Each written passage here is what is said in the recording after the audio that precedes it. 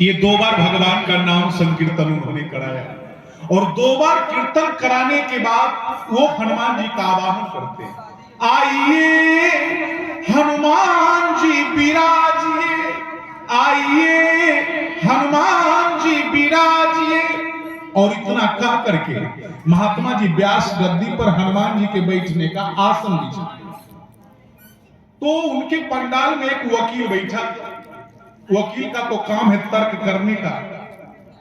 वकील खड़ा हो गया बीच पंडाल का और वो खड़ा होकर के कहता है महात्मा जी से, अभी जो आपने कहा कि आइए हनुमान जी विराजिए और आपने हनुमान जी के बैठने के लिए आसन भी लगा दिया, तो आप मुझे ये बतलाओ कि क्या हनुमान जी आकर के विराजमान हो गए?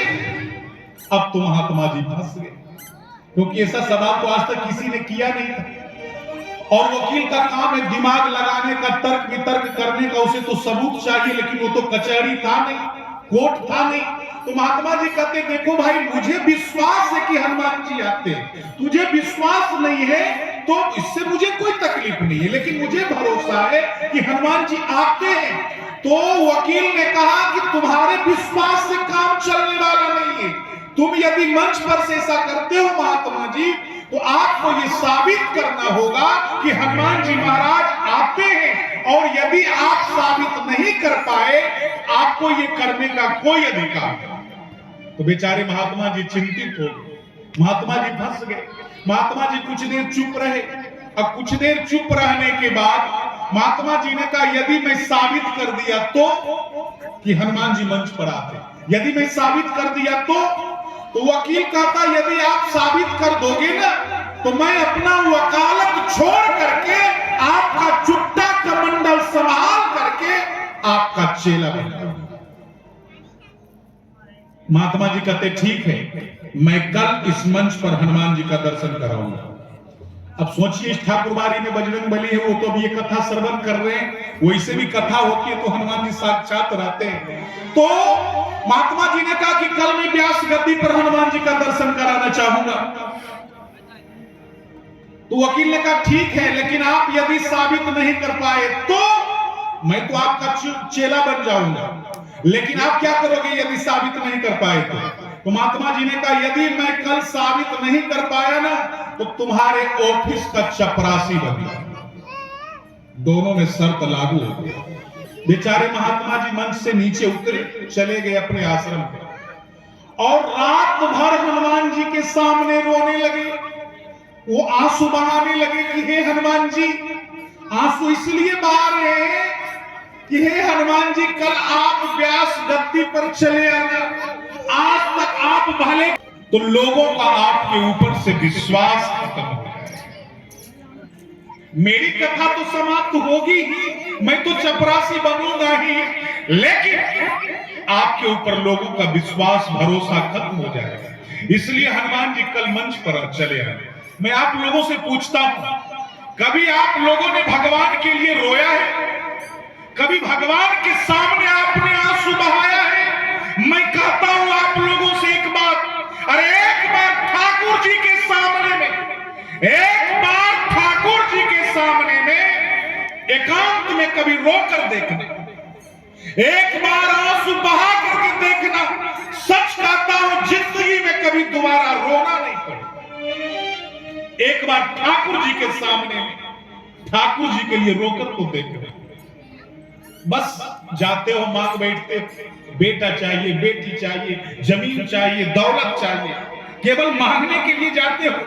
अरे कभी निष्काम भाव से जाना, तुम्हारे बीच और ठाकुर जी के बीच में कोई दूसरा ना हो, रोना ठाकुर जी के लिए। तो जानते हैं, वो बेचारे महात्मा जी रात भर आंसू बहाते रहे कि कल आप मंच पर चले आए। उनकी आंखें लाल हो गई, कल की चिंता है ना।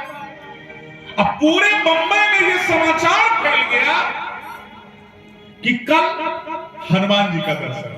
अब बताओ कि भगवान का दर्शन करना कौन नहीं चाहेगा?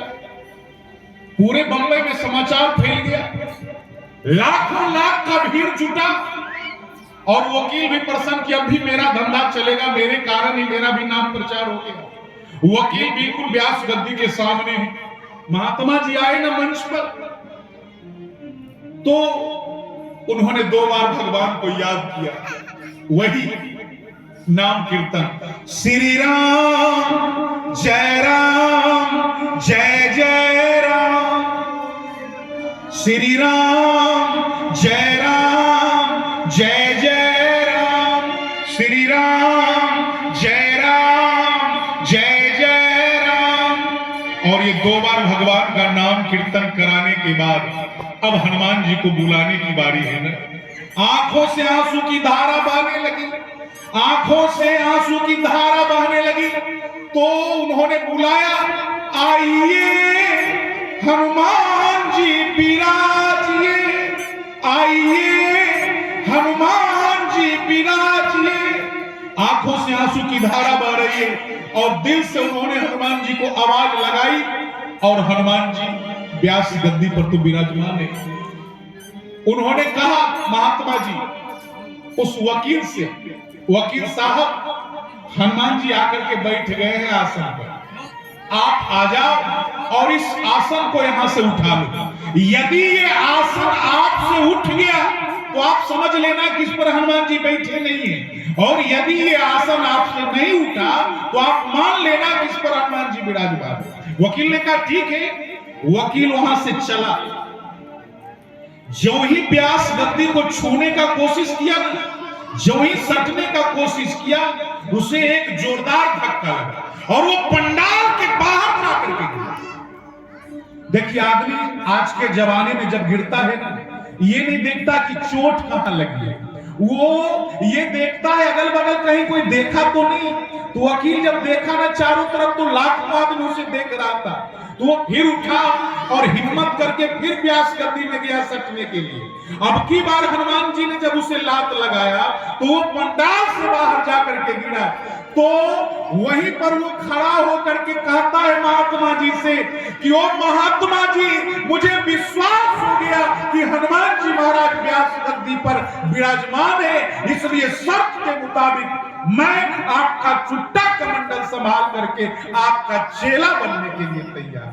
इसीलिए संतों ने कहा, काबू में अपना मन नहीं तो ध्यान क्या करे, काबू में अपना मन नहीं तो ध्यान क्या करे, और जब आंखें न करे दीदार तो उसमें भगवान क्या करे। भगवान तो है लेकिन हम नहीं देख पाते, तो ये मेरा प्रॉब्लम है। इसमें भला भगवान क्या कर सकते हैं, इसमें भगवान क्या कर सकते हैं? भगवान तो कण कण में है, भगवान रोम रोम में है। हमारे वेदों में कहा गया है, जो कभी हो कभी ना हो, कहीं हो कहीं ना हो, किसी के हो किसी के ना हो, किसी वर्ण आश्रम के हो किसी वर्ण आश्रम के ना हो, वो भगवान नहीं हो सकते। सर्व सामर्थ परमात्मा में ये सामर्थ्य नहीं कि किसी समय में हो किसी समय में ना हो, किसी देश में हो किसी देश में ना हो, किसी बेश में हो किसी बेश में ना हो। अरे भगवान तो प्राणी मात्र में समान की बात कर। इसलिए भगवान कृष्ण ने गीता में कहा, मया तत्मिदं सर्व जगत व्यक्त मूर्तिना सम्मोहं सर्वभूतेषु नौम्य देशे अस्ति न प्रिय। आपके देखने सुनने में ये जितना जगत आता है ना, सब में भगवान है, सब में परम पिता परमेश्वर है। कुछ लोग कहते हैं कि कन्हैया जी मुझे भगवान दिखाई नहीं देते। अरे जितना मानोगे उतना फायदा होगा, जितना मानोगे उतना फायदा होगा। ये अच्छा हुआ, ये बुरा हुआ, ये दिन है, ये रात है, अरे यही माया का चक्कर है। जब तक इसमें फंसे रहोगे ना, तब तक भगवान मिलने वाले नहीं। एक गांव में एक आदमी को 2 बेटियां थी, अगल बगल में ब्याही गई थी। संतों ने कहा जितना मानोगे उतना फायदा होगा। जैसे ठाकुर जी है ना, जितना मानोगे उतना फायदा होगा, इतना मानोगे तो इतना फायदा होगा, इतना मानोगे तो इतना फायदा होगा। अरे इतना मानोगे तो इतना फायदा होगा। अगर तुम मान लोगे कि यहाँ पर ठाकुर जी विराजमान है तो ठाकुर जी विराजमान है। भगवान कृष्ण ने गीता में कहा, योमान पश्यति सर्वत्र सर्वचो मयि पश्यति तस्याहं न प्रणश्यामि सोचो में न प्रणश्यति। आप जितना ये जगत देखते